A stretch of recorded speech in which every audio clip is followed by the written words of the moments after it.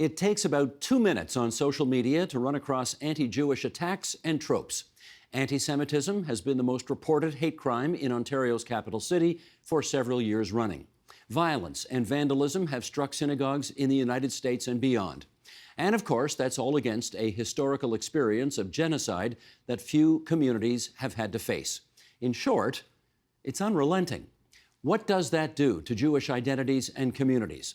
Let's get into this with, in Munich, Germany, Derek Penzler, the William Lee Frost Professor of Jewish History at Harvard University. In Short Hills, New Jersey, writer Dara Horn, whose latest book is a collection of essays called People Love Dead Jews, Reports from a Haunted Present. And in Waterloo, Ontario, Robert Jan van Pelt, a renowned researcher on Auschwitz and professor of architecture at the University of Waterloo. And I want to thank the three of you for coming on to TVO tonight for what will no doubt be a bit of a difficult discussion. And just to set things up here, let's share some statistics here from a survey conducted by the Anti-Defamation League on the share of Americans who agree with 6 or more anti-Semitic ideas. And those numbers, incidentally, have risen from 11% in 2019 to 20% in 2022, almost doubling. Here is part of the list used in the survey. Jews stick together more than other Americans. 70% of people surveyed apparently agree with that. Jews are more loyal to Israel than to America. Almost 4 in 10 agree with that. Jews always like to be at the head of things. 38% agree. Jews have too much power in the business world. 26% agree. Jews in business are so shrewd that other people do not have a fair chance at competition. Almost a quarter of people surveyed agree with that. Jews don't care what happens to anyone but their own kind. 21% agree. Jews have too much power in the United States today. 20% agree. Jews are more willing than others to use shady practices to get what they want. Again, 1 in 5 agreeing. Jews have a lot of irritating faults. 19% said yes to that. Jews are not warm and friendly. 17% said yes to that. Dara, let me try this somewhat unconventional question off the top here. Are all of these prejudices equally threatening? In other words, is the question of Jews have a lot of irritating faults less damaging than Jews have too much power, as an example? I thought you were going to ask me if I have a lot of irritating faults, and the answer is yes. I think we probably all do. I don't know that it's fruitful to go down this path of saying one of these is worse or better than the other, because what they, as a person looking at this list, I could think to myself, yeah, I have a lot of irritating faults and, all these things. I don't think it really matters so much, because what this is really showing is a willingness to think in negative terms, think in terms that have been used for centuries to persecute Jews. And I don't know that one is worse or better than the other. And I think that parsing that is sort of a discussion that is a way of people avoiding the real problem, which is the pervasiveness and the openness with which a lot of people, both online and in real life, are expressing anti-Semitism in ways that were socially unacceptable, even just, maybe 15 or 20 years ago. And that's what I find most disturbing about this, to be honest. Fair enough. All right, Derek, come on in then and tell us whether you think there is some, and I use this term advisedly, is there some unifying logic behind all of these different categories? Well, the unifying logic, and it might be something that Jews believe about themselves, is that Jews are, as the book of the book of Esther puts it, a certain people, and a people that, again, in the biblical language, that keeps unto itself. I mean, this is language that Jews, again, have used to describe themselves. And I would say that there is a difference between the kind of mild and usually quite benign judgments that people make about others. And we go through our lives with these thoughts about other people, and only under certain circumstances do they metastasize and do they become hateful and violent. And what we need to think about is why it is now that a whole host of feelings about Jews that are quite common in the United States. I mean, in 1964, 30% of Americans actually said yes to the question about Jews having too much power. So the anti-Semitism at that time was in some ways worse than it is now. But there seems to be an explosion now, perhaps through social media, that allows it to be expressed, an explosion of hateful and violent language and violent actions that we had not seen in previous decades. I think we need to separate the more benign rhetorical expressions from the less benign ones to the downright hateful and malevolent ones. Well, let me do a quick follow-up with you. Is it just the case that some people today are smart enough not to tell a pollster what they really think about this subject? There is what they call the social desirability bias, that people won't want to say what they really think, and it's always possible when you do a poll about hatred that people want to admit what they really think. But there has been some polling work done at one particular university campus in California that found all kinds of clever means to compensate for that, and came up with figures that are not comforting, but I think are a little bit less disturbing than the ADL survey indicated. Gotcha. Robert Young, you are a scholar of the Holocaust. The liberation of Auschwitz is nearly 8 decades in our rearview mirror right now. And I wonder whether the shocking realities of that have dissipated enough over the ensuing 8 decades that it has, in some respects, enabled a new hostility towards Jews to be possible. Yeah, I think that that you're absolutely right to say that between, let's say, 1945 or maybe 1950, and certainly the year 2000, the shadow of the Holocaust made it socially unacceptable, at least in the Western world, to express anti-Semitic ideas. And it would make you an outcast. And that has changed, I think. And that is, I think, part of the fact that many other that almost any discourse right now goes. I mean, there is no sense anymore of proper behavior in general. I think that is a problem, that the social codes that we used to have as a society have largely disappeared. So that also has, in some way, I think, removed the lock on that box. The other thing is, but I also think that the people who have been teaching the history of the Holocaust and who have been thinking that Holocaust education would be a solution, would be a means to fight anti-Semitism, I think have been in error in general, that knowing about the Holocaust, knowing about earlier persecutions would in some way create a wall against anti-Semitism. And the reason is simply because there are many kinds of anti-Semitisms. After 1945, all those anti-Semitisms were in some way put together in one that immediately basically leads you to the train station where the train waits to bring you to Auschwitz. And that was factually wrong. I mean, this is not how what the history of anti-Semitism, at least in my view, teaches us. So I think that we need to start also to distinguish between different anti-Semitisms, which one is the one that is socially, I would say, disturbing, and which one ultimately has a kind of genocidal dimension to it, which is a clear and present danger, I think, for the Jewish people in general. Dara, can I follow up on that education angle? Because that's got some currency in the province of Ontario, where we're coming from. The government of Ontario, just in the last couple of months, announced a reinvigorated Holocaust education program and curriculum for our schools, because the thinking has always been education is the way out of anti-Semitism. You buying that? I'm going to agree with what Robert just said, which is that I think there was this conception for many decades that that Holocaust education was the best way to prevent anti-Semitism. Unfortunately, I don't think it works that way. I'm not going to take the time now to go into data or lack thereof about that, but I think that, as Robert indicated, there's, first of all, teaching about the Holocaust suggests that anti-Semitism consists of genocide, and it consists of genocide that happened in the past. That's kind of a high bar to clear.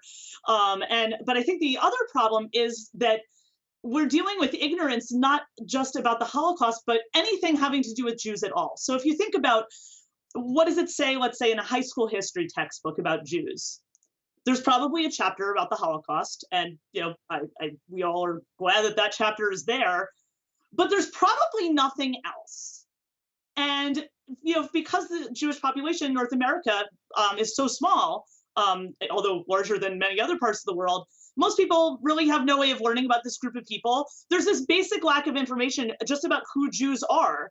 And I think one of the reasons that people are very susceptible to anti-Semitism is because they know absolutely nothing about who Jews are, like literally nothing. There's this total ignorance. And while we have succeeded in a lot of ways of, getting the realities of the Holocaust onto a lot of people's radar, those same people really could not tell you who Jews are. I'm doing currently a research project for The Atlantic, an American magazine, about American Holocaust education. And one thing I noticed in my research was I was in the Dallas Holocaust Museum in the United States, and I asked one of the docents, what do students typically ask on these tours? And this was very striking to me. He said, a lot of students will ask, are there still Jews alive today?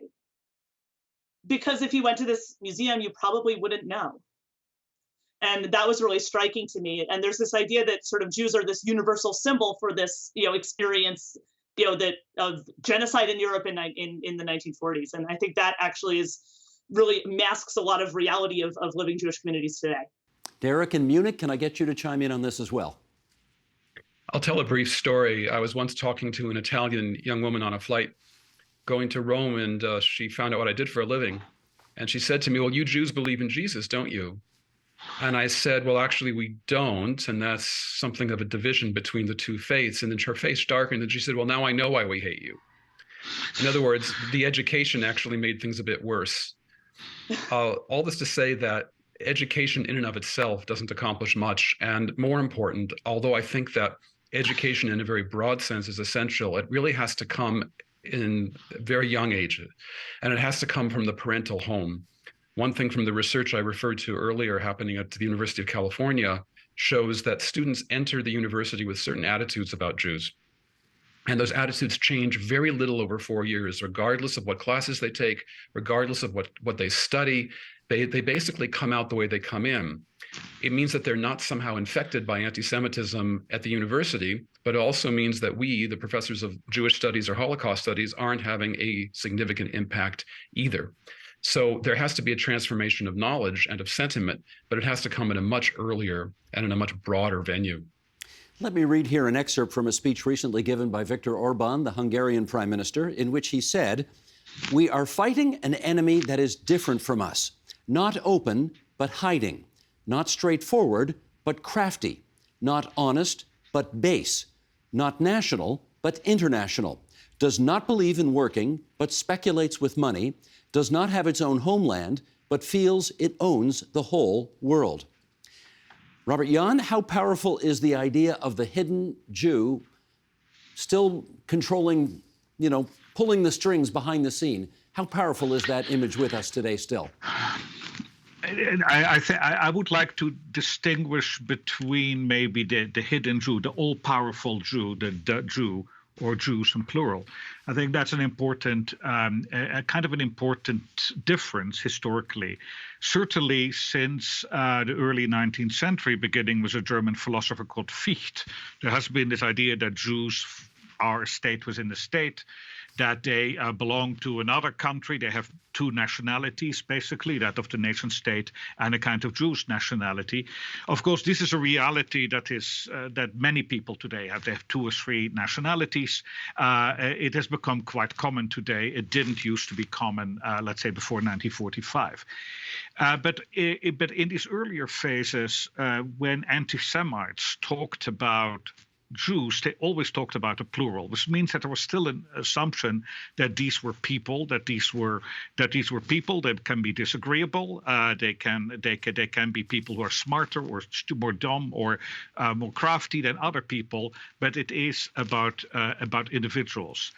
A very dangerous modification was created in the early 20th century, and this really distinguishes Nazism from a Nazi anti-Semitism, from earlier anti-Semitisms, is that the Jews plural becomes the Jew, the singular kind of embodiment of a people, of a spirit, of destruction, and so on.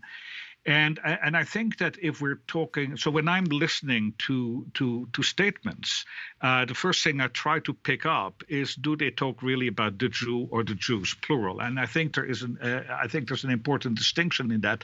I think that when we talk about Hungary and Orban, in some way, of course, many of the ideas are focused on a particular individual, George Soros, who in some way has become a symbol of the Jew.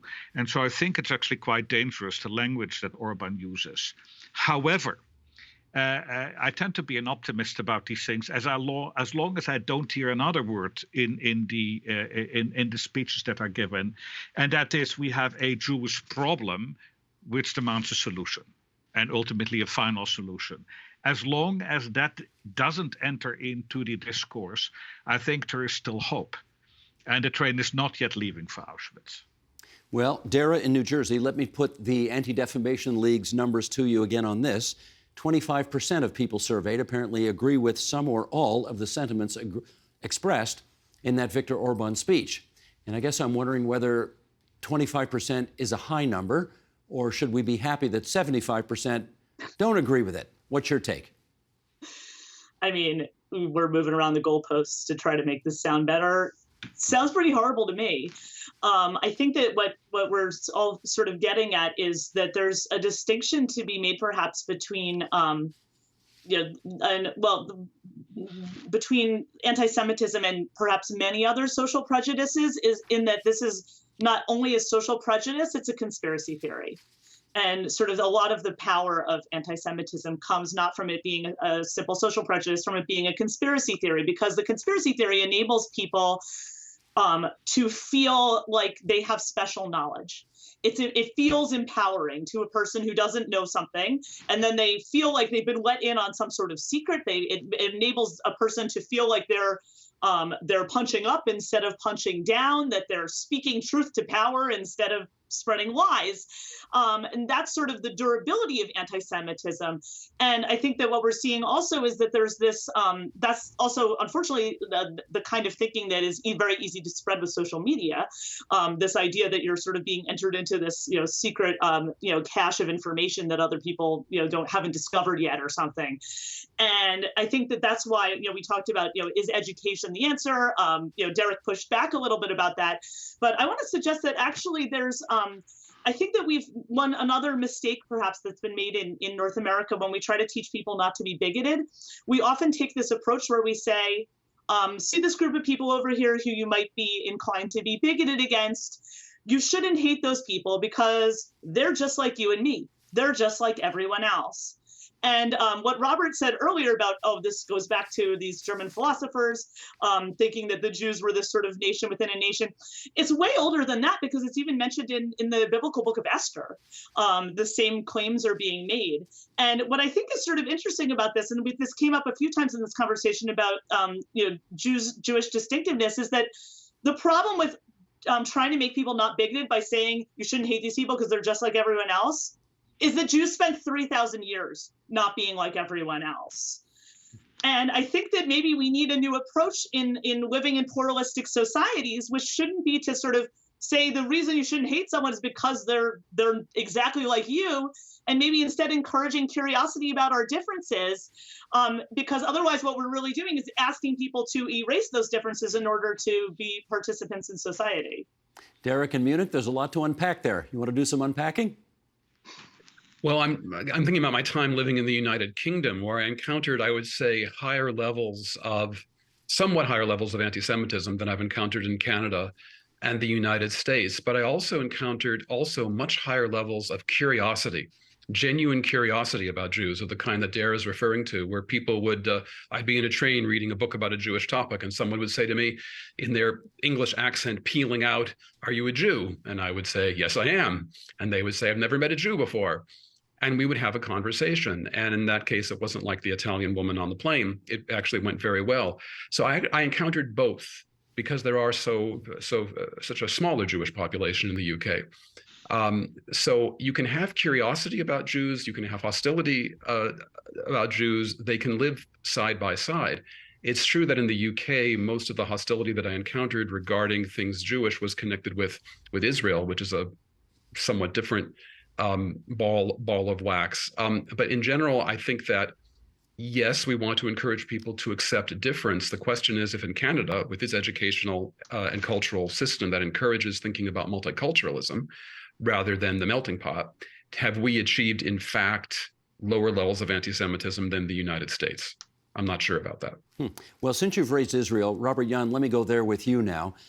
You know, of course, that many people say, I don't dislike Jews. I'm not anti-Semitic. I'm just very critical of Israeli policy, and I don't like the ... government that they have there right now. How legitimate is that? No, it's totally legitimate. I think that, I mean, there's quite a criticism on the state of Israel, on the actions of the state of Israel, of the government, and so on. I think is totally legitimate, as long as it is this criticism on the policies and the actions and so on. I think that the problem typically comes in when the question is raised if the state of Israel has a right to exist. And there, because typically this is not asked about any other state in the world. Of course, right now the Russian Federation, or the Putin, is doing it about Ukraine. But typically, only until recently, the only state whose right of existence was not generally agreed upon was the state of Israel. And I think that there is a kind of legitimate case to be made that that quite often anti-Semitic motivations are basically behind that questioning of the state of Israel. So yes, there are right now various definitions of anti-Semitism around. One that's very well known is created by the consortium of nations that are involved in Holocaust commemoration and research. That has a definition of anti-Semitism that basically quite quickly starts to identify criticism of the state of Israel with anti-Semitism, while there's a different definition called the Jerusalem Declaration, where there is a little bit more leeway there, and where basically, and I'm one of the signatories of that statement, where we say there should be a greater amount of freedom to criticize the state of Israel without immediately being accused of being anti-Semite. All right, Derek in Munich, Germany, do you want to come back in on that and tell us whether you believe criticism of Israel is sometimes confused for, or maybe alternatively masked as, anti-Semitism? There's no question that the two can overlap. And I've seen this in any number of venues. And again, public opinion polling has shown that there are times where people who express the one set of views can be associated with the other. But the correlation, although present, is weak, or at best modest. And it is astonishing that something like, according to one survey, 70% of people who express very strong negative views about Israel are actually not supportive of any anti-Semitic statements per se. So of course there's an overlap, and we can find it, and it's a very visible and audible overlap from social media and from the internet. But whether we're looking on the anecdotal level at our own experiences in the classroom, for example, or with our colleagues, or on the much broader social level through, again, public opinion polling, it's clear that there are many people who are disturbed by, concerned about, even quite angry at Israel, but who are not anti-Semites. And we can also, by the way, look at people who are definitely anti-Semitic and quite supportive of Israel. I've come across this in the United States, and I certainly came across it in Hungary, where I encountered people who were far right-wing nationalists who were definitely anti-Semitic, but they loved Israel, which they saw as an example of an ethnocentric state surrounded by hostile neighbors. So they didn't like Jews, but they were very fond of Israel. All this to say, then, we have three different kinds of groups, and we should not conflate even people with very strong negative feelings about Israel with anti-Semitism, pure and simple. Dara in New Jersey, can I get you to weigh in on this as well? Yes. So I think that there's absolutely a large academic discussion one can have about the way perceptions of Israel play out, and a higher level in terms of like discussions about foreign policy and things like that. That's not what I'm hearing about from, for example, my Jewish readers. I've spent the past year traveling around the United States and Canada, speaking with readers about my book. I've been actually very encouraged by the responses of it from non-Jewish readers. I've discovered there's so much more ignorance than malice. That's very nice. But I want to sort of just say something about the way this is expressed. What people are often talking about when they talk about, is there a distinction between anti-Zionism and anti-Semitism in terms of the experience of people who are going through this?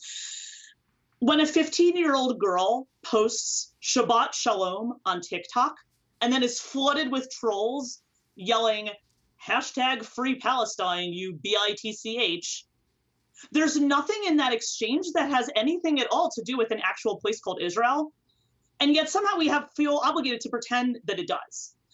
And there's, when a synagogue is spray painted, Zionist pigs, somehow we have to pretend that that's a conversation about Israel. To me, there's just a very clear distinction between criticism of Israel, which is something all of us do for all of our countries, wherever we live, and demonization of a group of people. One looks like a conversation in a seminar room, and the other looks like throwing bottles at someone's head. And I don't really understand why we feel obligated to pretend that those two things are the same. Derek in Munich, do you want to come back on that? I don't think we are. Anybody in their right mind would say they're the same.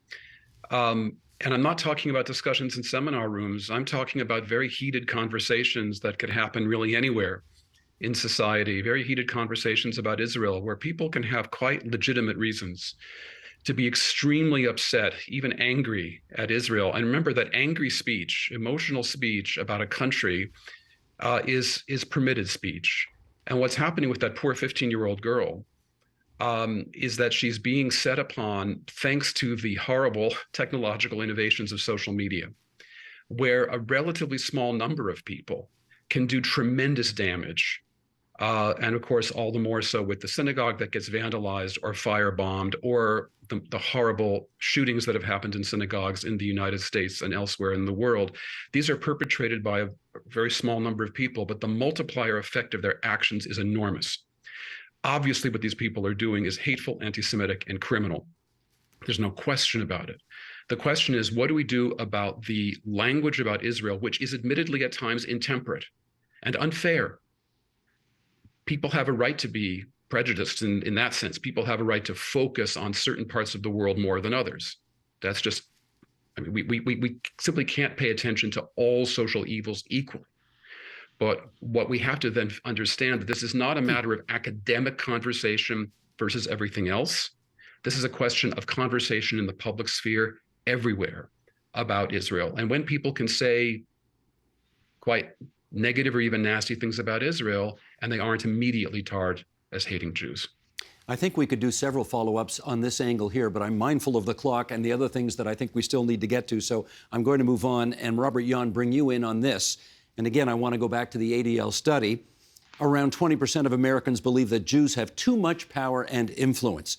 And I wonder if you believe, and again, a bit of an odd question, but here we go, are Jews too visible in some aspects of society for their own good? Which Jews? That's the first question, of course. It's very clear that because of let's first of all the idea that Hollywood is dominated by Jews. In some way, Hollywood has become the big machine that not only represents America to itself, but also that represents America to the rest of the world. And it's historically true that because of a number of historical confluence of different facts that Jews had at a certain moment and continue to have, individual Jews, that they have quite important impact on basically the goings on in that town. But the question, of course, is, do they do this as Jews? I mean, are they connected to some kind of, central agency that tells them what to think or what to do? And I think that, the basic thing that's always said about Jews, you have two Jews and three opinions. That it's probably the least unified people in terms of opinions, and we can see this right now in this very conversation. That there's an incredible amount of disagreement and variety. And that is also what Hollywood shows. I don't think that the fact that a number of important people like Spielberg and so on, they self-identify as Jews, are powerful, are influential in Hollywood, that results in a kind of Jewish agenda. Sorry for using this word, being imposed on the American people. For me, I think the central question ultimately leads back to politics. You know, once you get an anti-Semitic, a party that has anti-Semitism in its platform, I think we're in real trouble.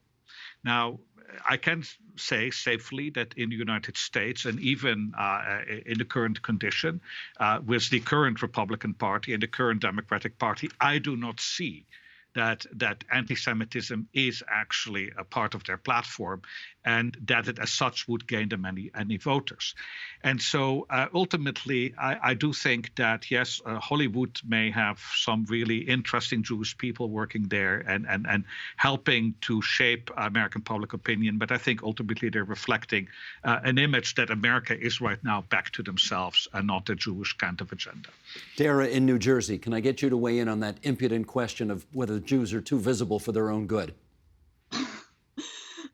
Well, to the sort of, Jews control Hollywood, I mean, certainly what Robert said is very accurate. There are historical reasons why there's lots of groups of people who are in lots of different places. There are a whole lot of Mormons in the CIA. Apparently, extremely disproportionate numbers of Mormons in the CIA. There's a historical and specific cultural reason for this. Many young Mormons go on missions overseas and become fluent in a lot of languages that a lot of other people aren't fluent in, and that's why. There's historical reasons for this Hollywood situation, which is also quite exaggerated, and as Robert said, not really people presenting as Jews. This question of too visible for one's own good is very interesting when you consider that the vast majority of violent anti-Semitic attacks, certainly in the United States, are on people who are visibly religious Jews. So we're talking about, for example, people in the Hasidic community. That's the vast majority of people who are likely to be physically attacked. And I think that there's, and so if that's what we were talking about in terms of visible, what we're then really saying is that the way to avoid anti-Semitism is to not be Jewish. So in my book, I talk about two forms of anti-Semitism, one of which is like, an eliminationist anti-Semitism where the goal is to kill everybody. But there's another form of anti-Semitism which has persisted through Jewish history, which is a demand by non-Jewish societies that Jews erase themselves. And this can come in a lot of different forms, but one form is this sort of idea that many people have that, Jews have to sort of not present themselves as Jews in public. I find that incredibly insidious and destructive. It's interesting, Derek, in Munich, that basically every other cultural group is not only permitted to, but certainly in Canada, encouraged to wave the flag, if I can use that expression, on their background, their culture, their customs, their clothing, their appearances, their music, their food, their dance. Not necessarily so with Jews. How come? Well, it's because, again, to get back to Fichte and to get back to the dilemma facing especially European Jews in the 18th through 20th centuries, that Jews were in environments that were not multicultural, they were not pluralistic, and they, being white, and Jews in European history were considered white or white-ish, there was an opportunity for acceptance. But I agree with Dara that it came at a cost. It came with a certain expectation in many cultures that Jews would acculturate or even assimilate. When Jews came to the United States, they also encountered prejudice, although it wasn't as bad. And I think that we are in a situation in the United States where Jews can indeed celebrate their culture, their food, shards of the Yiddish language, and so forth, with pride. I think the same thing is true in Canada. But I think that there's been a much greater burden that Jews have carried really for the last 250 years of the possibility of assimilation and the consequences of not assimilating. The consequence being discrimination, persecution, and persecution of the most horrific kind in the 20th century. This is a trauma that Jews carry with them, to the extent that, and Robert Jan would know better than any of us, that there were Jews in Central and Eastern Europe after the war who refused to even tell their children they were Jewish. This was often in the communist countries. And the children would only find out when their parents were on their deathbeds or after the parents had died. So eager were the Jewish parents to hide their Jewishness from their children, to save them from what they saw as a burden.